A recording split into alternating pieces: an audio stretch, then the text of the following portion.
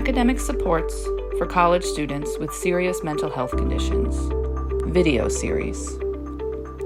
Video 5, Strategies for Faculty Members, Part 2.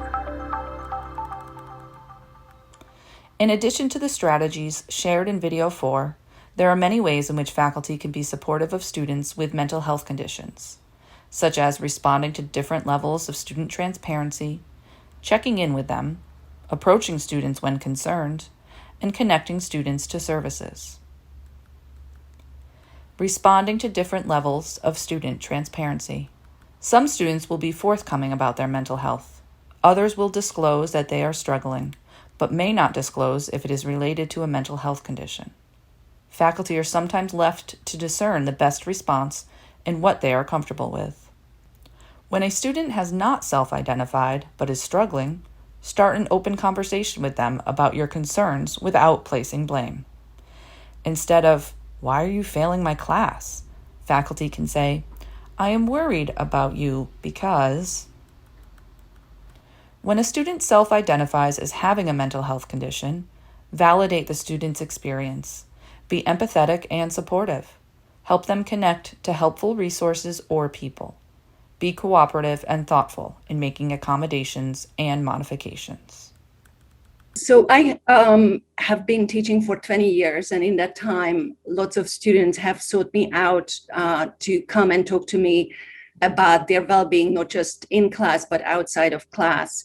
And I remember the first time a student came to me with a mental health condition was one late afternoon. I was not having office hours. I just had my door open and I was working in my office, and they sort of showed up unannounced, and they came in and they started crying, and it turned out they were having suicidal thoughts. And the reason they came in originally was to talk about their academic progress, which was obviously affected by this mental health condition that at that time was undiagnosed. So they weren't even quite aware that they had a mental health condition.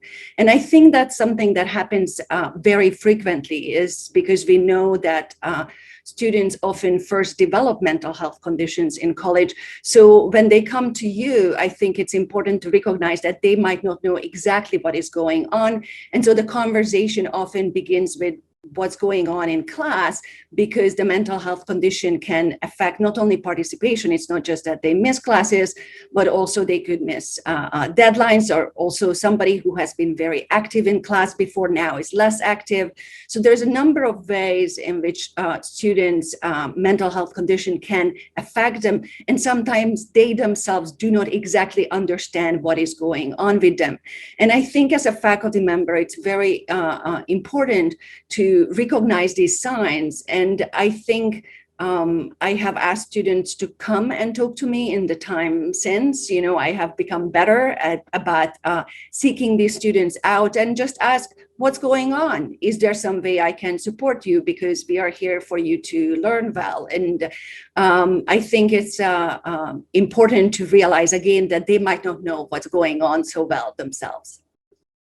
I think we know that mental health conditions can impact a student's performance in their class. And what I would love for faculty and staff to know is that this is not a behavior problem, that this is a medical condition that can impact students' capacity in the short term.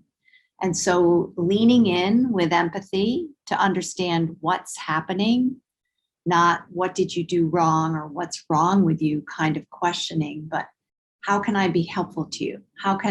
What do you want me to know that will allow me to support you so you can succeed in this class?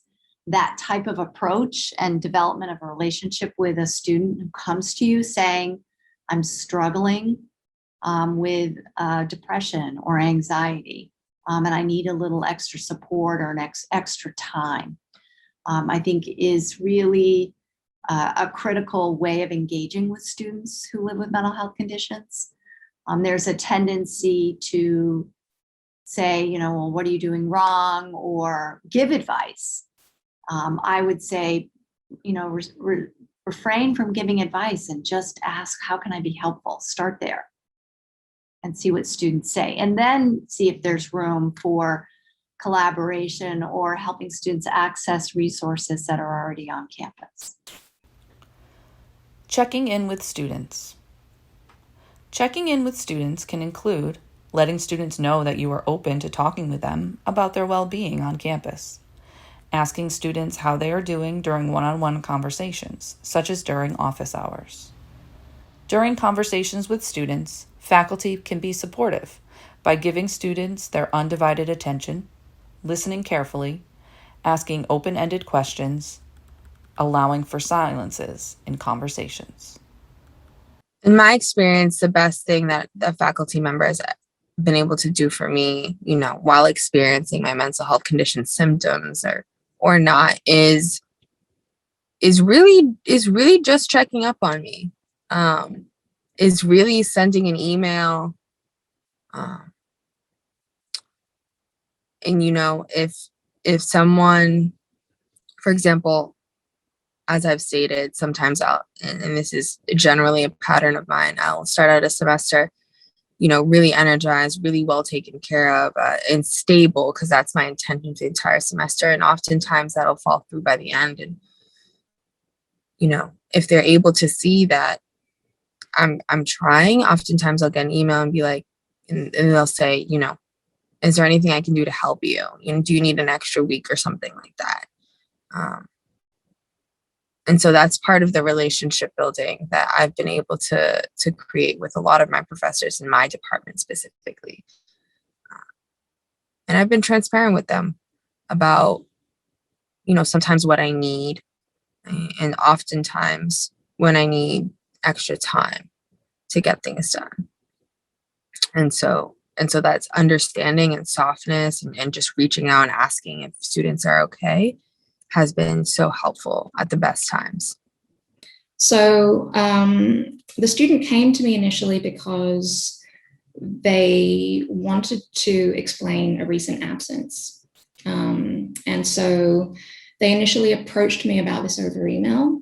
So the student wrote me an email with an apology to say, I'm sorry, I didn't come to class. Would it be possible to schedule an appointment to talk about it? And so when they came to office hours, this was the time during which the student explained that they were suffering from depression and that it was particularly acute at the moment and was resulting in a great deal of difficulty coming to class and coming to campus. And so I set up a number of different strategies with this student to try and support them. Even with all of those support processes in place, I still saw that this student's depression was impacting their attendance. They had several more absences. On some occasions, the absences weren't accompanied by an email or an explanation. And so in those cases, I reached out to the student instead. I also saw this impacting the student's ability to keep up with the readings. And it also impacted this student's ability to contribute in class, because I think the anxiety part of their mental health condition meant that they really didn't have a great deal of confidence in speaking up in the classroom, especially if they hadn't had time to do the readings as well. So this was an instance of somebody that had been suffering from depression for a long time and was really comfortable talking about it and knew exactly the ways in which their depression would impact their ability to, perform in the classroom and to be present. And so this was somebody that was able to explain to me quite explicitly and clearly that they foresaw these things happening. What else can faculty members do to support students with mental health conditions? Educate themselves about campus resources and mental health, attend trainings, normalize mental health, organize courses to promote mental health, and foster social support. Educational opportunities for faculty regarding students with mental health conditions. Faculty can educate themselves by becoming informed about their school's mental health policies, learning about available campus resources, and learning about mental health concerns on college campuses. Normalizing mental health. Faculty can normalize mental health by adding a statement about mental health to syllabi. being open about their own mental health to an extent that is comfortable, and sharing coping strategies with students. And the other thing that I would like to mention that is perhaps not so out of the box, but I think is really important, is I try as much as I can to really, from day one, destigmatize anxiety and stress and mental health issues. And I do this by speaking from my own experience, but also just flat out speaking about it. And so I have a line in my syllabus consistently, every syllabus I create, which addresses the topic of stress. And I think that's one way that we can, as faculty, really clearly communicate to our students before they've even met us, that we acknowledge that this is a reality for a lot of them, for ourselves, and that there doesn't need to be any stigma around it. Organizing courses to promote mental health. Faculty can organize courses to promote mental health by making themselves approachable. This includes using inclusive language, getting to know students, connecting and chatting with students before class, and roaming the classroom rather than standing behind a podium. Some other things that I try and do in terms of out-of-the-box support structures, I try to, again, this is another example of how I bake it into my syllabus. I require one-on-one meetings with my students at least once in the semester. And again, this is because I feel like it helps to get around that extra step that students often find it difficult to take, which is to knock on your door. And if that's to some extent something that everybody has to do, that is expected, I try and use that as an opportunity to relay to the student one-on-one that I am fully open to, having conversations about extra supports that might be needed. And so I use that time to convey that message, but I also try to do that so that the students know where to find me if they need me.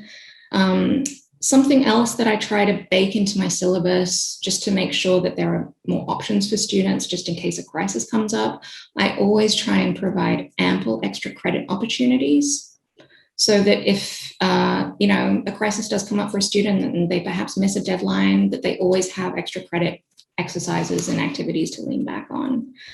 Reflect on any gaps in your knowledge about mental health. What would you like to learn more about? New strategies for supporting the mental health of college students that you can share with a colleague or with your campus community. We hope you have learned that there are many students with mental health conditions on college campuses. These students have great promise and many capacities.